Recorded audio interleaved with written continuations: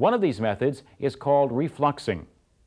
The vapors coming off the top of the tower are condensed in a condenser and then collected in a receiver. Part of the liquid from the receiver is sent to storage or to other units in the plant as the tower's overhead product. The rest of the liquid is pumped back into the top of the tower. The liquid that's reintroduced into the tower is called external reflux. Because it consists of liquid that was cooled in the condenser, the external reflux is cooler than the liquid in the top of the tower. Temperature control is crucial to the operation of a distillation system. Correct temperatures are necessary to vaporize the lighter components of a liquid mixture while keeping the heavier components in the vapors to a minimum. If the temperatures at certain points in the system are either too high or too low, acceptable products won't be produced. Let's go over several points in a distillation system where temperature is monitored. As we do, keep in mind that the mixture we'll be referring to is a binary liquid mixture. That is, a mixture that has two components. We'll begin with the temperature at the top of the tower. The temperature at the top of the tower should be at or slightly above the boiling temperature of the desired overhead product at the operating pressure of the tower. If the temperature at the top of the tower is higher than it should be, more of the heavier components will vaporize and become part of the overhead product, instead of flowing down the tower as a liquid. On the other hand, if the temperature at the top of the tower is lower than it should be, less of the lighter components will vaporize. Some of the lighter components will remain as a liquid and flow down the tower. The temperature at the bottom of the tower is also important. The temperature at the bottom of the tower is usually slightly below the boiling point of the heavier component.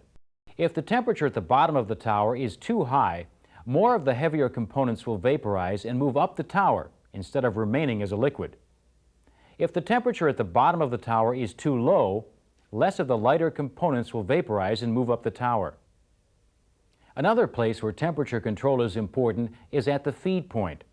The temperature at the feed point should be within the boiling range of the mixture. The temperature at the feed point should be close to the temperature of the feed tray. The temperature of the feed tray depends on its physical location in the tower. For example, the lower the feed tray is in the tower, the higher its temperature will be. If the temperature at the feed point is higher than it should be, more of the heavier components will vaporize and move up the tower instead of moving down the tower as a liquid. On the other hand, if the feed point temperature is too low, less of the lighter components will vaporize, and more lighter components will end up in the bottom of the tower. While the temperatures at various points in a distillation system are important, the relationships between the temperatures are also important. The temperature decreases as the material moves higher in the tower. The gradual decrease in temperature from the bottom of a distillation tower to the top is called the temperature gradient.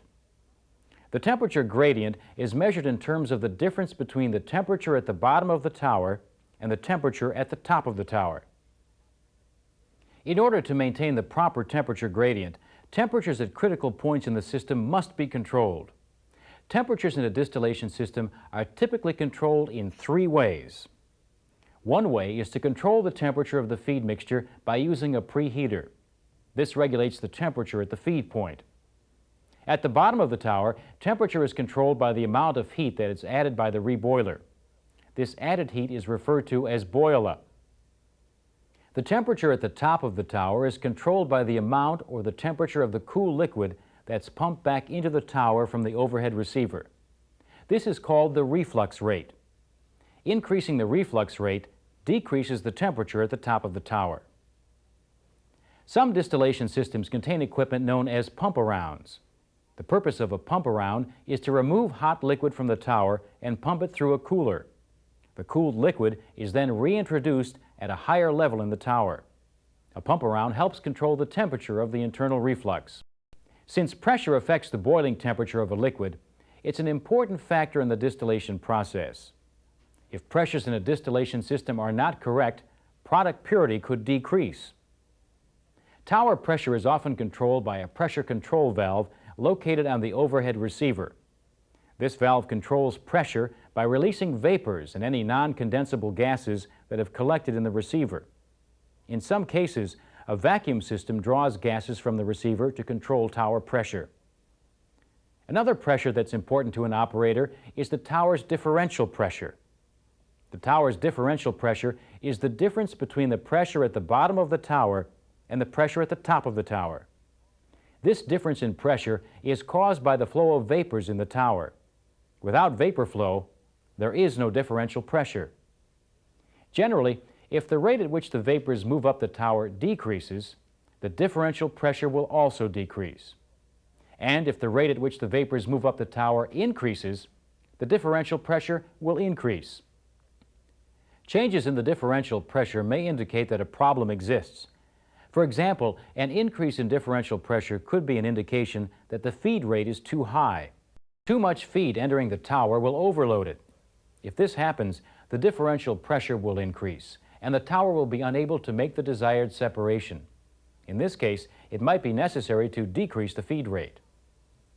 Now, changes in the tower's differential pressure may be caused by other problems. For example, if the differential pressure increases, the boil-up rate may be too high. In other words, the reboiler may be returning too much vapor or vapor-liquid mixture to the tower. This problem can be corrected by reducing the boil-up rate. Another problem that may affect the tower's differential pressure is a decrease in condenser efficiency. If the condenser's tubes are plugged or there's not enough cooling water flowing through the condenser's pressure will increase.